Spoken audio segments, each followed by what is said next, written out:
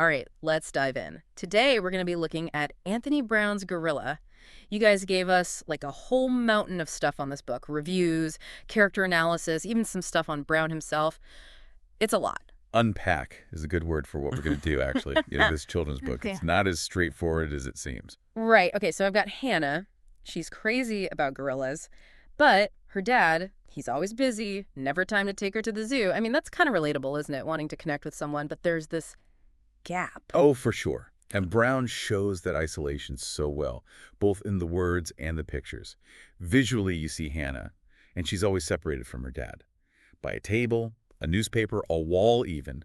Like they're in the same house, but different worlds almost. So it's not just physical then, it's like this emotional distance too, Yeah. highlighted by the drawings. Exactly. And this distance, it's what sets us up for the magical gorilla. This is where Browne's, what do you call it, magical realism, it goes beyond just a kid's wish coming true. Okay, so Hannah gets a toy gorilla for her birthday, and of course, at night, it comes to life. Every kid's dream. It is, but it's more than that. The gorilla doesn't just take her on fun adventures. It wears her dad's hat and coat. It's like a father figure almost. Makes you think, is this just Hannah's imagination? Or is it deeper than that? Is she longing for her dad's attention, and that's how it shows up? Wow, that's a really good point. The gorilla dressed like dad, it does add a whole other level to it. Almost like she's creating the dad she wants in her mind. It could be, yeah. And Browne, he's smart. He leaves it open. Did it happen? Was it a dream? He never actually says. It's that ambiguity that gets you thinking, right? Trying to figure out what's real and what's not. But either way, there's definitely some powerful stuff going on. Emotionally, I mean. Absolutely. And I think that's why people connect with gorillas so much. It's about loneliness, wanting to belong, that desire for connection, especially with family. These are universal feelings, right? So we're not just talking about a girl and her pet gorilla going on adventures. This book, it's got some serious depth. Makes me wonder, does Browne's own thing with gorillas, does that play a role? I heard he really likes gorillas. It's a great question. Yeah, Browne, he puts gorillas in a lot of his books. There's this idea that he's drawn to them because they're kind of a contradiction, you know?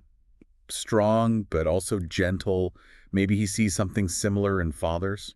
So the gorillas could be symbolic of lots of things then. Hannah wanting a strong figure to protect her, but also a loving one.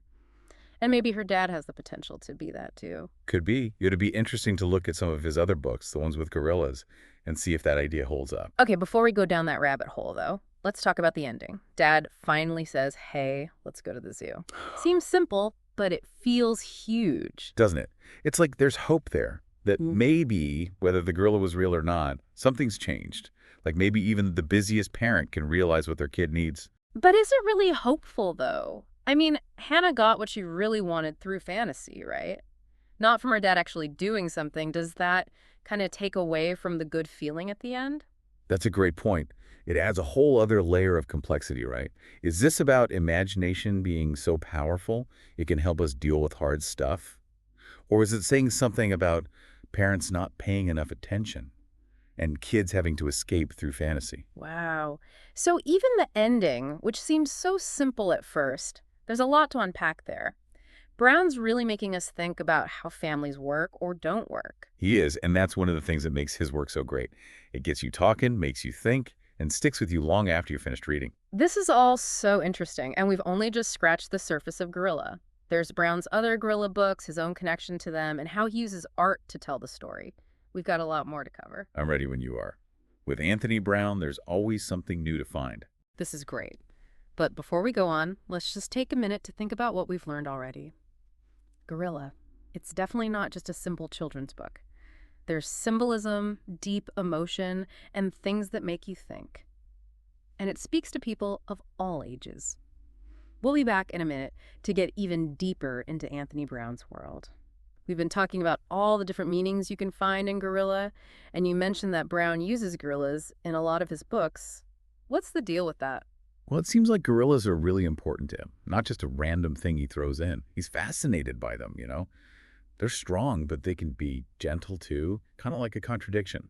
So they're not just like big, scary animals. They represent something more. And in gorilla, I was thinking maybe the gorilla is like the perfect dad in a way. Strong and protective, but also loving and caring. That's an interesting thought. I mean, the gorilla does take on those dad roles, Yeah. right? Wears his clothes, takes Hannah places, comforts her. Maybe Brown is using the gorilla to show us all the different things it means to be a father. Not just being strong, but being there emotionally too. And it's not like Brown's just making the stuff up, right? I read somewhere that he actually got bitten by a gorilla once at a zoo, I think. Yeah, that's true. He was filming a documentary there and got bitten. Wow, that's pretty hardcore. He must really love gorillas to keep going after that. But seriously, that must have been terrifying. Do you think it changed how he felt about gorillas at all? Hard to say, really, but it definitely shows how much he wanted to understand them. He wasn't just watching from a distance, he was right there with them. Maybe that's why he can write about them so well, so real. Yeah, it adds another layer to it, doesn't it? Like he's trying to get to the heart of what a gorilla really is, all that power, but also that vulnerability. And maybe that understanding is what he brings to the story of Hannah and her dad. That's a cool connection. It'll be interesting to look at his other gorilla books and see if we see that same idea, that strength and gentleness coming up again. Okay, so for our listeners who are like, I gotta read more Anthony Browne now, what should they check out? Besides Gorilla, obviously. Well, if you like the idea of like unexpected connections, you should try Little Beauty. It's about a gorilla and a cat who become friends. And it's beautiful. The story, the pictures, everything. It's about finding connection in the most surprising places. That sounds lovely. And I've also heard about his Willie series. What are those like? The Willie books are really fun, but also really touching. It's about this chimp, Willie, and he's going through all the normal kid stuff. There's Willie the Wimp, Willie the Champ, Willie the Dreamer, all sorts of stuff. Each one shows us a different side of Willie and the problems he has to deal with. It seems like Brown uses animals to tell stories about people, right? Have you noticed that in his work? Oh yeah, definitely. He has this amazing ability to show us those things that everyone feels, no matter how old you are or even what species you are. The Willie books, especially, they're about accepting yourself, being a good friend, and being okay with being different. It sounds like those would be good for adults too, not just kids. You were talking about little beauty and unexpected connections. Can you say a little more about that? What makes those connections so interesting in Brown's stories? Well, think about it. A gorilla and a cat, they're totally different, right? They do different things, have different instincts, even communicate differently. But in Brown's books, all that melts away. They find something in common, something they both feel or experience. So it's not really about the animals at all then. It's about their human side, their ability to feel empathy, to connect, to understand each other, even though they're so different. Exactly. And that's what makes Brown's stories so powerful. They show us that connection is possible anywhere, even if it seems impossible, and that understanding and empathy can bring people or animals together no matter how different they are. That's a really beautiful message. And it seems like it comes up a lot in his work. I'm starting to see how Gorilla fits in with his other books, and it makes it even more meaningful. It's like we're putting a puzzle together, right? Each book gives us another piece, helps us understand Brown's vision a little better and the deeper messages he's trying to share. And it makes you want to keep reading, keep finding those connections. I know. It's like a treasure hunt for your brain and your heart. But before we go too far down that road, let's come back to Gorilla for a minute. We talked about the themes, the symbolism, even how Brown's own life plays into it. But why is this book so popular? Why do people still love it after all these years? I think it's because it's simple, but also deep. On the surface, it's a cute story about a girl who gets her wish. But underneath, it's about loneliness, connection, and how powerful our imagination can be. And Brown doesn't shy away from the tough stuff.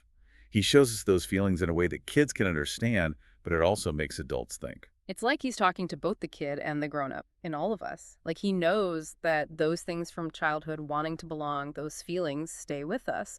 And the illustrations are so important too. It's not just about the words. It's about how the pictures work with the words to tell the story. Totally. Brown's pictures, they're not just decoration. They're part of the story, adding more meaning and making you think. Remember how we talked about how Hannah's always shown apart from her dad? That's Brown, showing us her loneliness without even using words. It's like the pictures are talking to us in a secret language, giving us more information and making the story deeper. It makes you want to look at every little thing, trying to find clues and hidden messages. It does, and that's part of what makes his work so great. There's always something new to see, something new to understand, and you can read it 100 times, and each time you might find something different. I love that idea that a book can keep showing you new things. So, for people who haven't read Gorilla, or even people who read it a long time ago, what's the most important thing to remember? I'd say be open-minded. Don't just skim the surface. Really Okay. pay attention to the details in the words and the pictures. And don't be afraid to ask questions about the characters, the themes, even about why Brown made the choices he did. The more you dig into Gorilla, the more you'll find. It sounds like we've just started to uncover all the cool stuff hidden in Gorilla, and we've got more to explore. But before we go too crazy, I think it's time to talk about the man behind the curtain, the guy who made all this magic happen. I'm with you. Knowing about the author can sometimes help us understand the book even better. Exactly. So before we wrap things up, let's learn a little more about Anthony Browne himself, his life, what inspired him, and what makes him so special in the world of children's books. So Anthony Browne, the man himself, what's his story? Well, you know how we were talking about unexpected connections? His career's kind of like that. He didn't start out doing kids' books. Really? That's interesting. So what was he doing before gorillas and all that? Get this. His first job was a medical illustrator. Instead of drawing, you're talking gorillas, he was drawing diagrams of, like, insides and stuff. Oh, that's a big jump from like surgery textbooks to picture books for kids. But maybe that's why he's so good at details, right? All those years drawing anatomy, it probably trained his eye. Yeah, could be. That kind of careful, precise work, it definitely could have helped shape his style. And then after that, he designed greeting cards for a bit, before he finally went all in on children's books. So it wasn't like he just woke up one day and decided to be a famous author. Yeah. He tried different things, and it all kind of led him to where he is now.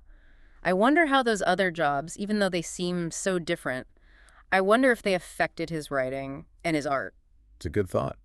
Maybe all those experiences gave him a different way of looking at things, a different perspective, and that's what makes his book so unique. And we have to talk about his illustrations, right? They're not just there to make the book look pretty. They're like a whole other part of the story. Totally. His words and pictures, they work together to make something even better than either one could be alone. Like we talked about with Hannah, right? How she's always shown physically apart from her dad in the pictures. That's Brown showing us how lonely she is, but without actually saying it. He's using visuals to tell us more about the story. It's like he's leaving little clues for us to find, like a hidden message in the art. It makes you want to look closely at every page, really take it all in. Exactly. He's not just telling us a story. He wants us to be part of it. To think, to interpret, to really engage with it on different levels, that's what makes him such a great storyteller. So as we wrap up our deep dive into Gorilla, what's the most important thing to remember? What do we want our listeners to take away from all this? Don't underestimate picture books. I mean, Gorilla shows us that a story that seems simple can actually be about really big, complicated things. It can make you feel things deeply and get people talking about important stuff. And when you have someone as talented as Anthony Browne telling that story, it's truly magical. That's a great way to put it. So everyone listening, go back and read Gorilla again. This time, really pay attention. Look for the details, the symbolism, the way the pictures add to the story. You might be surprised by what you find. And don't stop there. Check out some of Brown's other books, especially the ones we talked about today. Each one gives you a little peek inside his mind, how he sees the world, and his ability to connect with people of all ages. It's pretty amazing. Well, this has been a fascinating journey into the world of Gorilla. Thanks for diving deep with us. And until next time, keep exploring, keep asking questions, and never stop imagining.